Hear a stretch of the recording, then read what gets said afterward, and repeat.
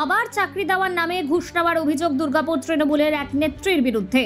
সরকারি চাকরি বিক্রি হয়েছে, যাদের সাধ্য আছে তারা কিনে নিয়েছে, এই অভিযোগ আপামর বঙ্গবাসী সহ আদালতেরও। এর সঙ্গে যুক্ত শাসক দলের নেতা মন্ত্রী থেকে শুরু করে অনেক নিচু তলার কর্মী পর্যন্ত।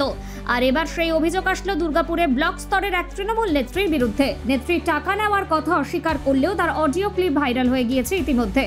প্রতারিত মহিলার স্বামীর দায়ের করা লিখিত অভিযোগের ভিত্তিতে তদন্ত শুরু করেছে দলীয় নেতৃত্ব।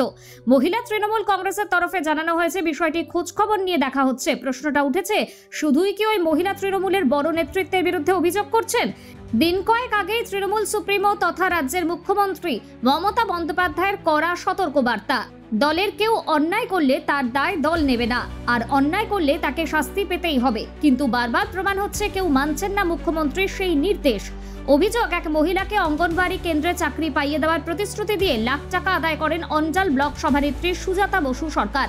টাকা দেওয়া নেওয়া নিয়ে ওই মহিলার সঙ্গে তৃণমূল নেত্রীর কথোপকথনের কয়েকটি অডিও ভাইরাল হওয়ায় বিষয়টি প্রকাশ্যে আসে। স্থানীয় সূত্রে জানা গিয়েছে, অন্ডাল ব্লকের মদনপুর গ্রামের বাসিন্দা মধুমিতা মুখোপাধ্যায়। তিনি আইসিডিএস এ চাকরির আবেদন জানিয়ে কথা বলেন ব্লক সভানেত্রী সুজাতা দেবীর সঙ্গে। অভিযোগ, চাকরির প্রতিশ্রুতি দেওয়ার পাশাপাশি মধুমিতার কাছ থেকে টাকা চান নেত্রী। তার কথা মতো টাকাও দেন মধুমিতা, কিন্তু তারপরও চাকরি হয়নি।